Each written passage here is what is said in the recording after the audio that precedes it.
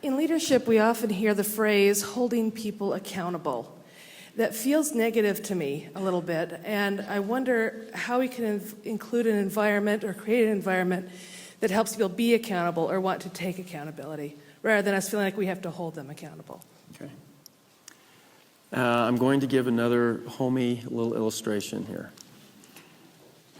When I was at BYU, Idaho, I taught a religion class every semester. It was a Teachings of the Living Prophets class. And the basic approach was this: if you do everything in the syllabus and you do it extremely well with a high level of competence, the highest grade you can hope for is a C, because you have met the requirements, and that's C work. If you want to get a B or an A, then you have to identify what you're going to do above and beyond the minimum requirements of the syllabus to get an A or a B. Now, you don't determine that alone. You have to counsel with me about it if you're a student. And we will come to an agreement of what it is that will get you a B and what it is that will get you an A. And then you have to execute that. And at the end of the semester, you will come and give an accounting of whether you did or did not do the things that you said you would do. So the final exam was a student coming to present a portfolio. Not to just grease me, and to try to, because I was, I think, reasonably discerning about, now, wait a minute. If I were to bring 5 illustrations of what these students did to get an A, I don't think you'd believe it.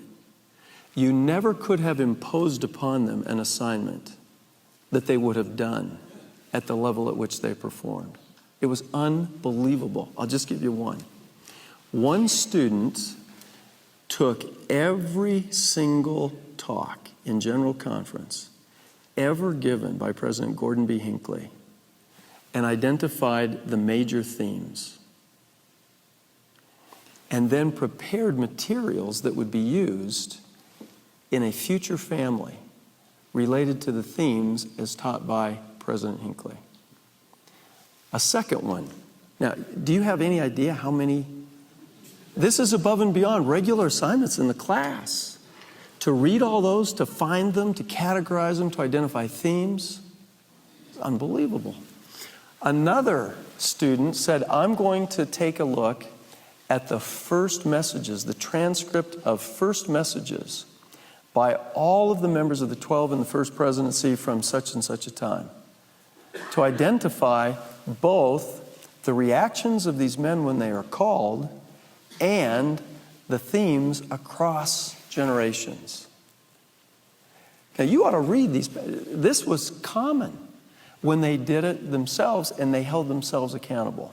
So you get real clear about what the expectations are. What is it we're trying to get to? How is it you think you best add to where we're going?